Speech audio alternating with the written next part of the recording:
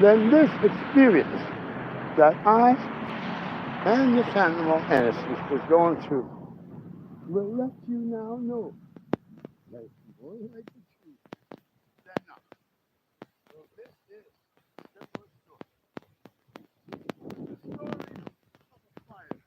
At that building, 4301 Kingston Road. A building where you should Google it with the name Kevin Clark. You will see hundreds of complaints filed about repair, maintenance, safety, and electrical issues. In this building, 4175 Lawrence, where you'll see the same amount of complaints, and 4205 Lawrence. These are all community housing, Toronto community housing buildings. On, I believe it was March 30th, I left the unit after an individual who I took in, who I was told he had to leave when his wife died, and I took him in and gave him a place. His name is Paul K., I will say for now. And in turn, he walked in to see the dog. In turn, when he was coming back, I was leaving to go downstairs to see a friend. Now, when I came back to the unit, I see the dog inside. The bedroom door I didn't look at, but I believe it was closed, right? And in turn, I went to the living room.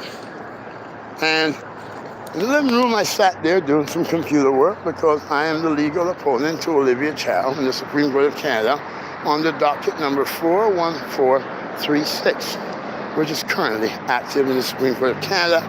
That means even though the media and Olivia Chow has kept it a secret for 16 months since we legally stopped her in the Superior Court of Ontario, the Superior Court of Appeals we've been through, the Supreme Court of Canada we've been through, and now we are on exercising Rule 73 in the Supreme Court of Canada.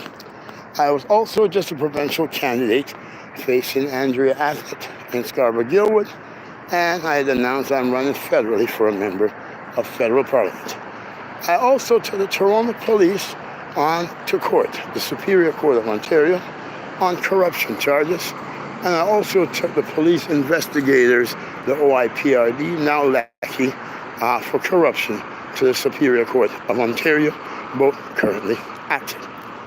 I also took Toronto Community Housing to the Ontario Human Rights Commission for their failure to provide the proper service needed by the tenants, because housing used their mental health record or whatever it is to try and lead these people into drugs, alcoholism, which eventually lead to mental illness or in the hands of the Toronto Police Service. I'm the most wrongfully arrested person, they say, in the history of the city of Toronto, according to a 52 division record years ago. And I just turned 61, March 21st. And my best friend is a man named Samuel Colas, who is the 81st richest man in Canada. But we are not friends because of his richness. We are friends because of the goodness we wish to do for each other and because of the love of Jesus Christ. Professor Darren Abramson of Dalhousie University is another good friend of mine. Nara Manick, an auditor. Mario Greco of Vaughan Woodbridge, another good friend of mine, and many others. So on that date when I came back, I'm sitting in the living room doing my work, and about 10 minutes later, for some reason I got a urge to smoke a cigarette. So I got up to smoke a cigarette, and I flew to the bathroom at the same time. On my way to the bathroom, the cigarette I was smoking set off the smoke detector, and in turn the smoke detector started beeping. So I went into the bathroom, pulled out the cigarette, came back to the living room, grabbed a CD, fanned the smoke detector stopped. But then my sense of smelled something burning, whether it was rotten or some form of electrical. So at that time I looked in the kitchen, there was nothing on. Then I looked towards the room, I knocked on the door. Paul. There was no answer. Paul, no answer. At that point, I pushed to open the door, and it was like something was blocking the door. And then when I pushed it through, this humongous gust of smoke came and just engulfed the hallway and just blinded me as hell. At that period of time, I'm trying to get him, Paul, screaming out his name, believing that this individual was in the room. I keep screaming, Paul. At that point, I ran towards the exit. I saw the dog Hennessy, He had no leash on him, nothing. I said, Hennessy, out, out, out. Hennessy listened. Well, he was an abusive dog who I had saved recently, and Hennessy came up. Now, also, the tenant of Unit 913 had just brought me dinner. When I first came back, she had just brought me dinner about 15 minutes earlier, and I ate a portion of the dinner, which you can see on the table in the living room. And in turn, I ran and I pressed the fire alarm to get in front of there was a fire. There was a lot of fake fires, so people wouldn't take it serious. Then I ran down the hall, grabbed the smoke thing, the extinguisher, and I ran towards the door. And when I tried to turn the extinguisher on, it wouldn't come. But there was so much smoke hitting me that I just had to go between the fire exit door, and in turn, bang it, finally it came open, started squirting the white stuff, and then I went back through all the smoke, and I couldn't get through the front door now because the smoke was so large. I tried to squirt it, but there was no fire. It was only smoke. At that point, I'm screaming, Paul, Paul, Paul. And at that point, there was too much smoke. I told Hennessy, let's go. We went down the stairs, went across to the 8th floor, then down to the 7th floor, and then from there, we came across, went downstairs, screaming, where's the fireman? Where's the fireman? This happened at around 2:56 p.m. Mario Greco can fill in all the details here. From there, we tried to go back up, but Hennessy is 13 years old, which is 91 years in human, and she couldn't make it upstairs, so we went back downstairs, me still with the smoke fire thing, extinguisher in my hand, and some police officer, when he came, seemed insistent to get that fire extinguisher out of my hand when there was evidence that I was in the fire. I was in the unit when it went off. And I just keep screaming, Paul. Once they had controlled the fire, the fireman came down, and I said, did you find Paul's body? So I figured Paul's dead. He said, there was nobody in there. I said, what do you mean there was nobody? There was no one dead in the unit? Paul was in there. And at that point, Paul came walking up towards 4301 Kingston Road. Turned out he had just dropped off the dog, and then grabbed his knapsack, closed the door, and left. Then I realized my 2 cats shared that room with Paul, and then I asked about my cats, and they went up and told me, we're sorry, your cats are dead from smoke inhalation. From there, we were told that there was a bus to come to so on. We went towards the bus, sat there for a bit. I called Mario Greco earlier because I figured that he was helped to control the situation. Mario had showed up. From there, I'd asked him for something. He gave me a little money. I went across Authorized Mama Hub, got some food. When I came back towards the building, security had said they were going to get me a different unit. And at that point, the police officer came up to me, and he says, Kevin, you don't come to the police car, so we can take your statement. At that point, I said, no, let's go into the bus and do it. He said, no, let's go to the car. It's more comfortable. I said, no, let's go to the bus. It's more comfortable there for me, since I'm the most wrongfully arrested person in the history of the city, according to 52 Division record. At that point, the officer got aggravated. He said, okay, Kevin, give the food to Paul. At that point, I said, why? He said, give the food to Paul. When I would, he yanked it out of my hands, gave it to Paul. You can see that in the front camera at 4301 Kingston Road. At that point, he says, give the dog to Paul. I said, what? At that point, he yanked it out of my hand and gave it to Paul. He said, put your hands behind your back. I said, what? He says, you're under arrest. I said, under arrest for what? He says, arson. I said, what? Arson? How the hell do you get arson? I started speaking out loud. How the hell do you get arson? I was in the fire. At that point, he said, you lit a cigarette. I lit a cigarette in the living room to go towards the bathroom. The fire was isolated to the bedroom, the room that Paul had used since I brought him in and saved his life from freezing to death in the wintertime, where he took care of my cats. Paul had told me that he believed that the fire could have been his fault because he had plugged his cell phone into a socket that had some problems, and it was a whole cell phone. Some other individual told me that it's possibly because housing are using Europeans to do the electrical, and Europeans wired a different way than Canadians, and that would cause a shortage in the breakage. So either way, it was an electrical fire in the bedroom. What the police were saying is that they did an investigation, a fire investigation, and a police investigation within an hour to 2 hours to determine that the individual who used that room was not the one who set it. It was me that deliberately set the fire that killed my 2 animals, left me with smoke inhalation, and left me and I ran in, saved the dog, and pulled the fire alarm. I only did that to cover my tracks because I was an arsonist. Does that make any common sense?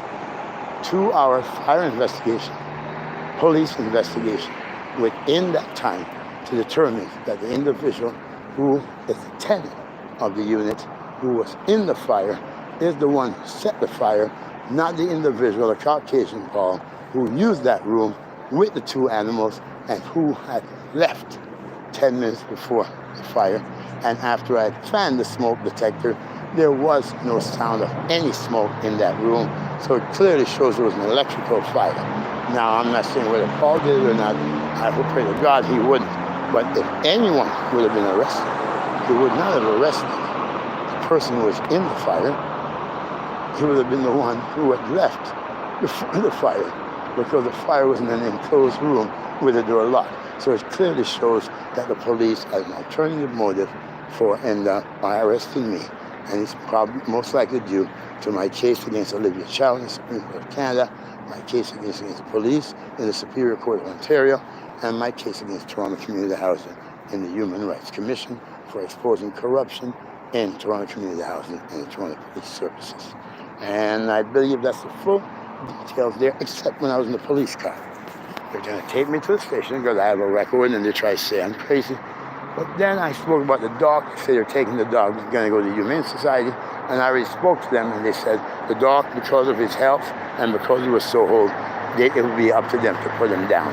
So I didn't want the dog put down. And when I wouldn't answer a question, and I screamed that this is corruption, so on, and started going on about it, that they're breaking the law, so on. They said, okay, Kevin, we can let you on the Form 10. But on the Form 10, you have to agree not to go back to 4301 Kingston. I said, why wouldn't you want me to go back to my home? Now, I reluctantly agreed because the dog would have gone to the Humane Society. I said, yeah. I said, no, I will not. I will not. I permit no crime. He says, well, then your dog is gone. You're gone. I said, so if I agree to that, will I get to keep my dog? They said, yes. Now, here's the knacker. When we got to the front and they got all the papers together, I was not only charged for arson, I was charged for endangering humans. And the only human that could have endangered was myself, because Paul was not in the room. The other one was endanger animals. And it was not for killing my 2 cats. So the animal I was charged for endangering is this animal here. And in either case, you charged me for endangering animal, endangering human, but because I agreed not to go within 500 meters, you gave me back the same animal. You put me on charges currently for endangering. Now, is that not unbelievable and clearly corruption on all officers involved in this? And I was banned from within 500 meters of 4301 Kingston Road. And for the past 2 weeks, through snowstorm, rainstorm, and everything, we have been fighting to stay alive and trying to get back to the unit. And even though we clearly proved that this is a fabricated false charges by the police, and they know it, I know it, and everyone should know it after this video and after all the evidence we put forth, they still say I have to go through the procedures. And because of the police ban, it says I have no charter rights. It says because they charge me, I am deemed to be guilty, and they can take my home, my food, my clothing. They can have my glasses, my dentures. That way I cannot, in my computers, everything I own, they can take all that. And they can deny me the right to take all that because I was charged. So no, not because I'm guilty, not because the court gave me guilty. So the police are saying that they are above the courts, they are above the Canadian Charter of Rights, and because they laid the charge, I have to go through the process, which will take probably a long time, and at the end of that time, they will withdraw and dismiss the charges, like they've done with every other thing they falsely accused me of. But at that point, I would lose my home and lose everything, and lose the case against Child, lose the case against them, lose the case against Toronto Community Housing. We ask the public, the Ombudsman, the Human Rights, and anyone who stands for judicial justice to immediately squish these allegations, immediately allow me and my animal back to my home, and to see that all these officers involved are charged criminally for obstruction of justice, endangering human life, and endangering animal life, because it's clear as day that these charges are corrupt and fabricated Because only if you're a God could you do a personal investigation and a police investigation to deem that the person who was in the fire is the one who set it. And not, and if there's any possibility there was, the only ones you would have arrested would have been the individual who had let use the room. So again, it's clear. This is corrupt, and all these officers must be held accountable for endangering my life and the life of this animal. And we must investigate whether it was housing or the police that collaborated. If this was arson, then they would have got this individual to set it, because it was a time-sensitive fire, and I wasn't even aware I was in the fire. Clearly, we have all candidates running for federal office, and the Minister of Justice for Canada, the Minister of Justice for Ontario, and the Minister of Justice in the City of Toronto. They immediately allowed me back to the unit so I can clearly show the documentation that would show that it was an electrical fire. And if it was not arson, it was due to the negligence of Toronto Community Housing, and in turn, the Toronto Police obstruct justice to blame me for something they know was impossible for me to do. I still have smoking relations and pneumonia, and I'm facing death. If I die out here and my animal, it is not natural causes. It is murder by the Toronto Police. To God be the glory. On the old rugged cross, you can check every single fact that I've given you, and you will know that it is true. And I will not. Hallelujah. There was two. And this is the true story of a modern day story of an attempted crucifixion.